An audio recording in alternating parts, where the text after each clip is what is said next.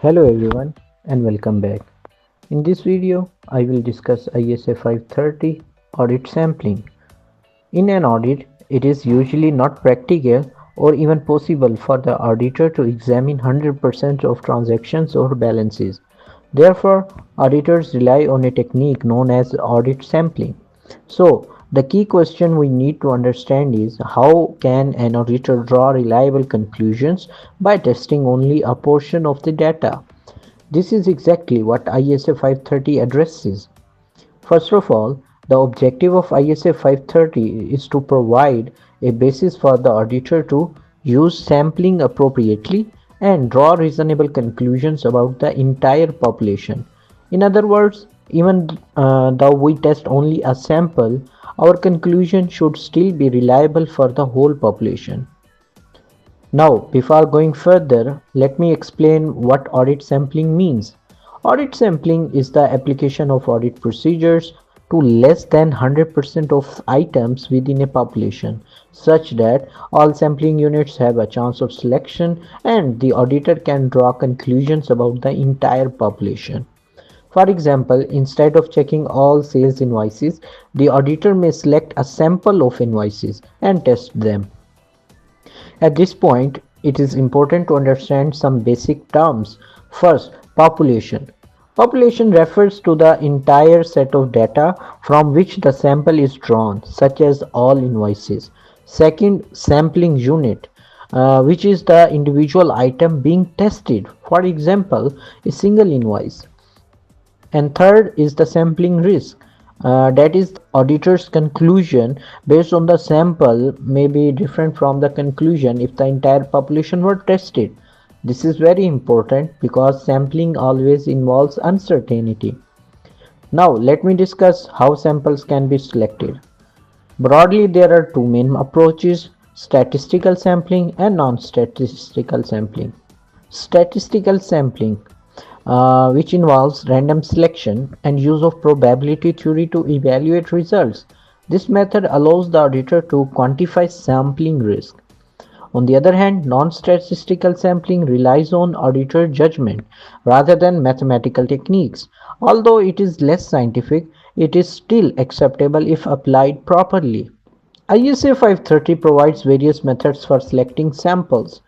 First, random selection, where every item has an equal chance of being selected. Second, systematic selection, where items are selected at regular intervals, such as every 10th transaction.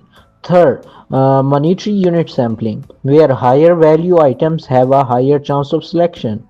Fourth, haphazard selection, where the auditor selects items without a structured method but avoids bias. However, it is important to note that block selection, which is like selecting consecutive items, is generally discouraged because it may not be representative.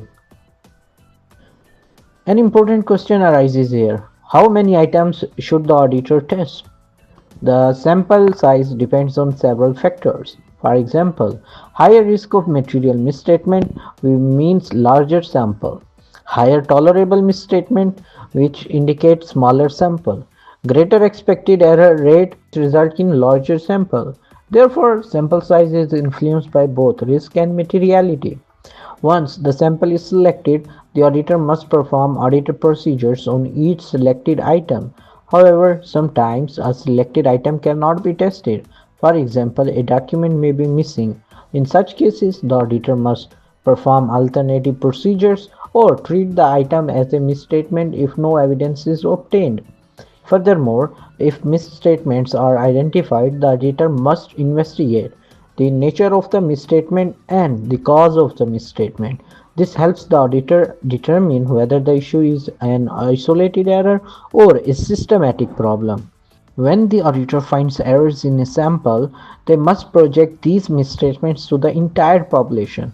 For example, if two errors are found in a sample, the auditor estimates how many errors may exist in the full population. This projection helps in evaluating whether the financial statements may be materially misstated. After projecting misstatements, the auditor evaluates the results. At this stage, the auditor considers projected misstatements, sampling risk, whether additional testing is required. If the results are not satisfactory, the auditor may increase sample size or perform additional procedures. Sampling risk. There are two main types. First, risk of incorrect acceptance, where the auditor concludes that there is no material misstatement when actually there is one. Second, risk of incorrect rejection, where the auditor concludes that there is a misstatement when actually there is none. Among these, the risk of incorrect acceptance is more serious because it may lead to an inappropriate audit opinion. Finally, ISA 530 requires the auditor to document sampling method used, sample size and selection, results of testing, and conclusions reached. This ensures that the audit work is properly supported and reviewable. To summarize, ISA 530 deals with how auditors use sampling to obtain audit evidence. First, the auditor selects a representative sample. Next, audit procedures are performed on that sample. Then, any misstatements are identified and projected. Finally, the auditor evaluates whether the population is free from material misstatement. In conclusion, audit sampling is a powerful tool that allows auditors to perform audits efficiently while still maintaining reliability. That's all for today. Allah Hafiz.